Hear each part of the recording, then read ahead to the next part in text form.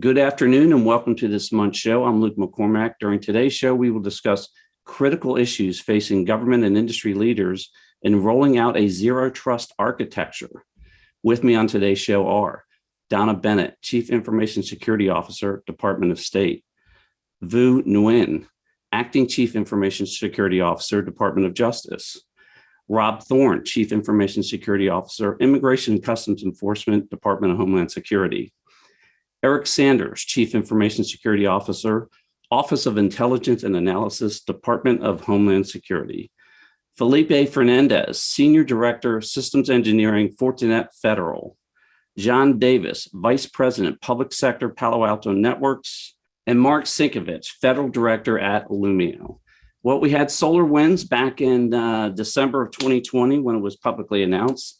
May 12th, Executive Order 14028, improving the national cybersecurity. January 2022 of this year, U.S. government focused towards zero trust cybersecurity principles. A lot of help, a lot of oversight, a lot of direction. But the reality is you all have been at this for several years. Donna, you've been over at Department of State for, I think, about a year now. Tell us about the state of the state as to where you are on your zero trust journey. Well, as you know, thank you, Luke, for inviting me see you.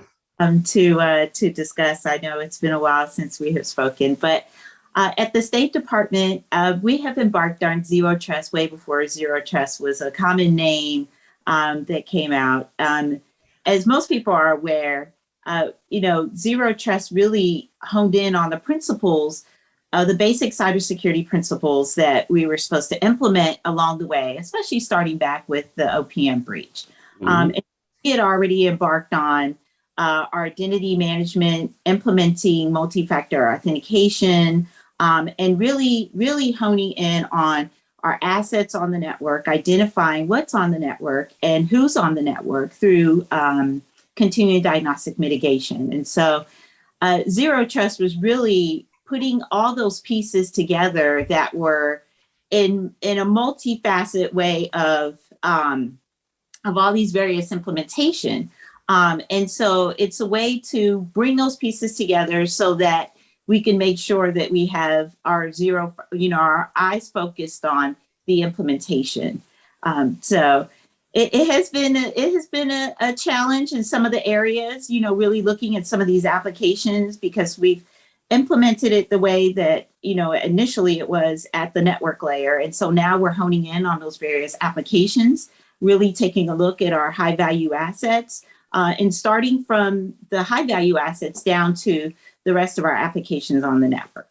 Yeah, the reality is it's a journey, right? I mean, you're on a journey here.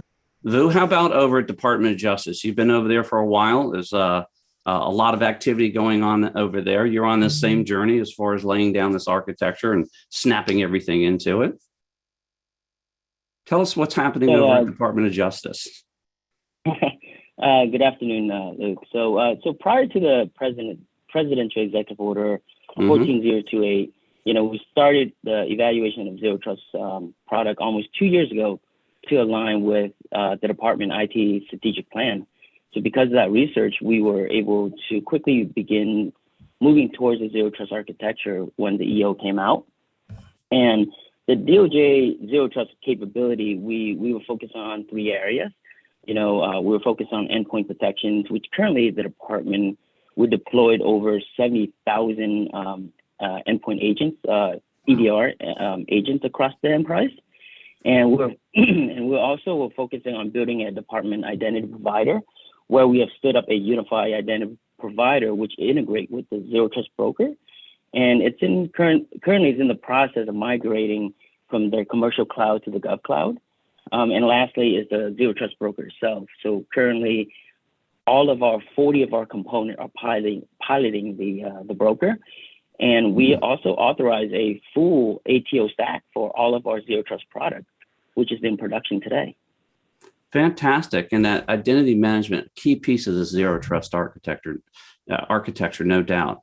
Rob, you're in an operating component. It's got a wide footprint across the continental United States, across the globe, and the embassies. Tell us about the journey you're on.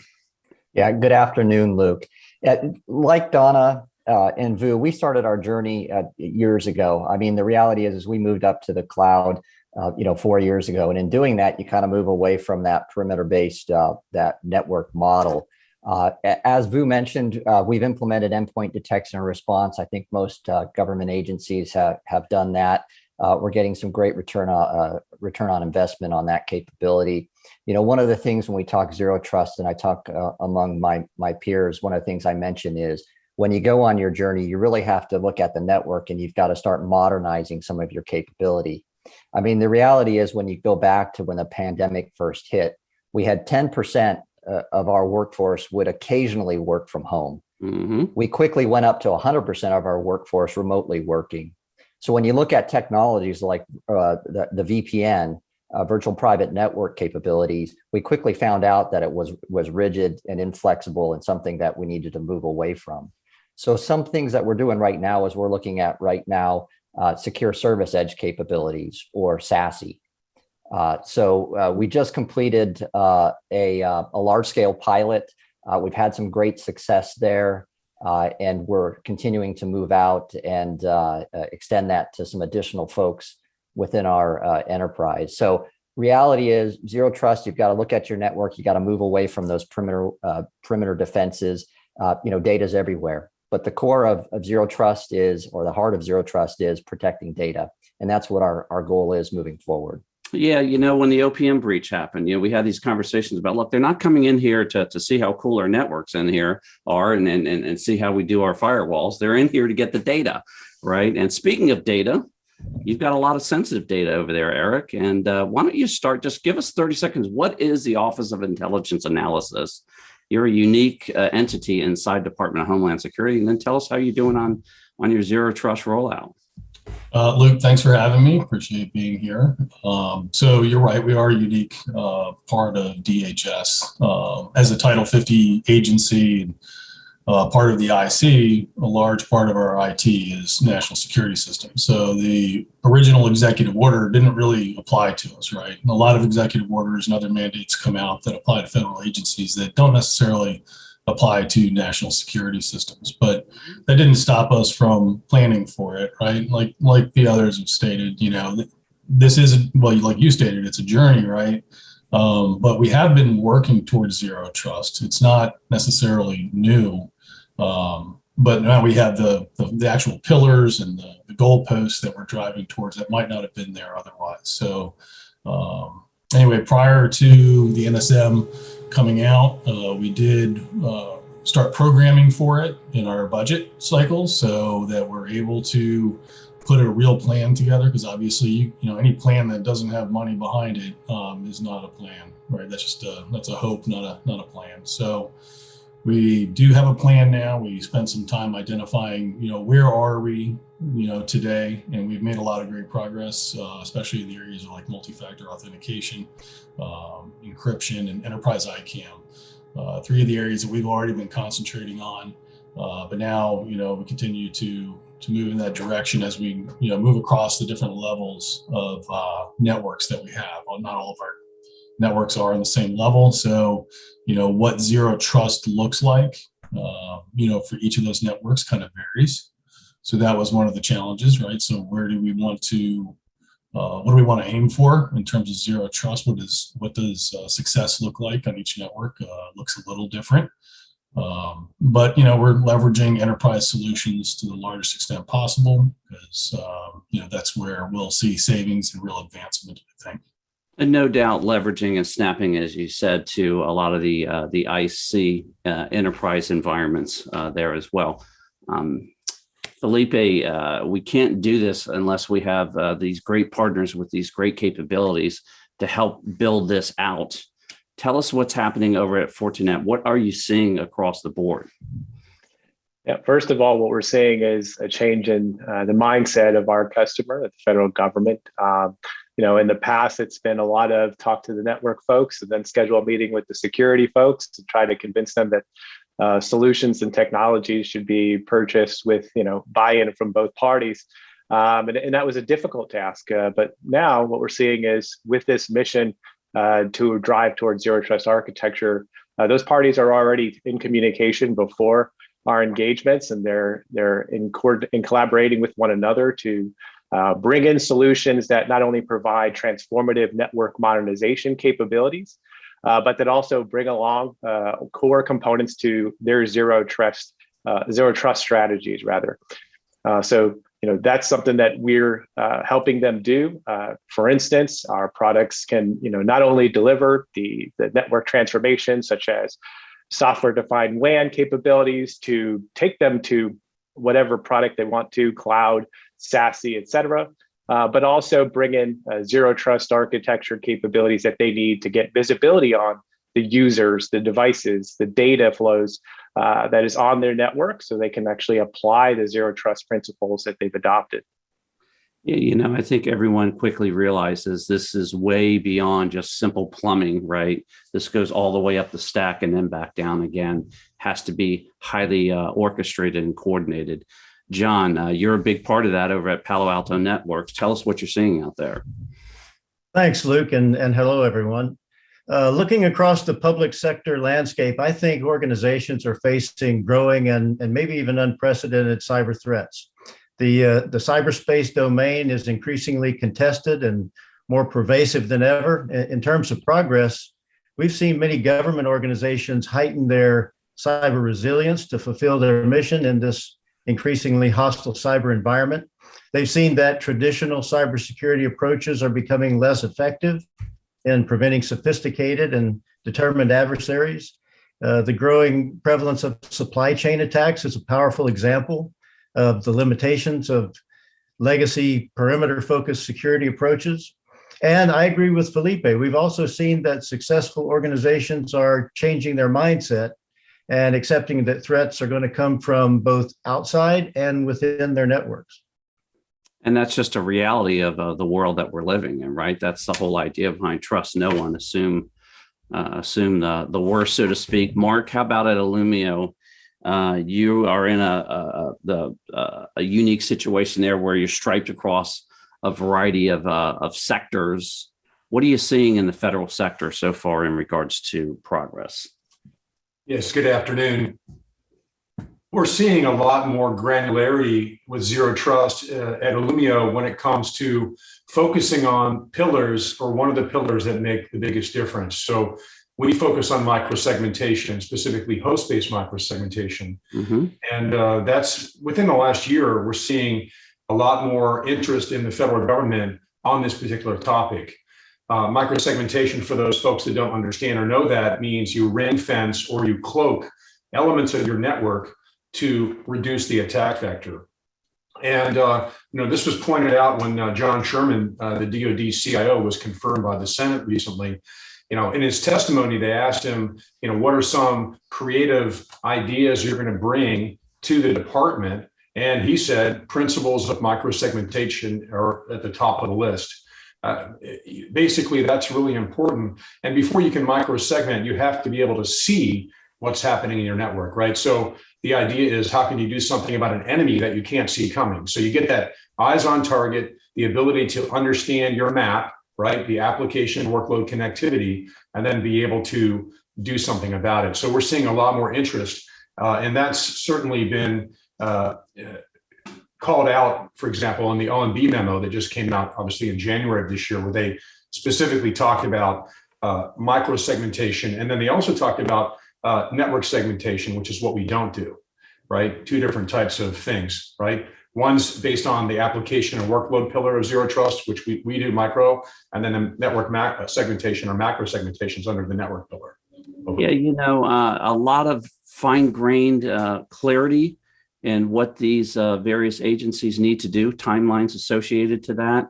And again, the reality is all of these agencies have been on this journey for quite some time. Donna pulled the OPM breach, and I think that's where the candle really did get lit up, and a lot of focus ever since then. Certainly before then, much more now in regards to the architecture. Speaking of architecture, Rob, you talked about a couple of different things. I'm going to ask you to highlight one specific area, if you will, one program, one activity that you'd like to bring to the forefront for the listening audience. Yeah, so I already talked a little bit about our secure service edge capability, where we're seeing a lot of, again, a value out of that capability. Another area that we're working on right now, we believe what we're doing is we're taking zero trust from a risk-based approach. So we're focusing right now on identity and access management. We feel if we get the identity piece done, we've actually reduced quite a bit of risk within our environment. So right now, what we're focused on is our customer identity and access management.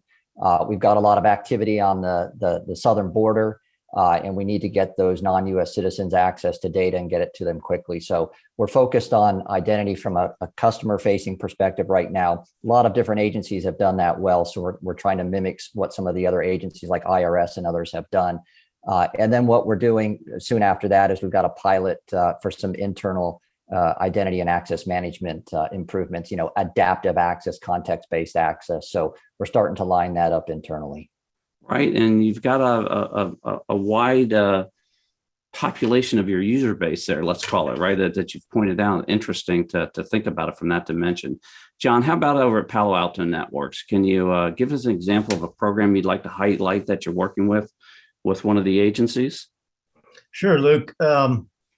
If you look at published frameworks from organizations like NIST, DoD, MITRE, and even some of the major vendors, you can see a common set of 3 guidelines that align directly with the profile of a successful program.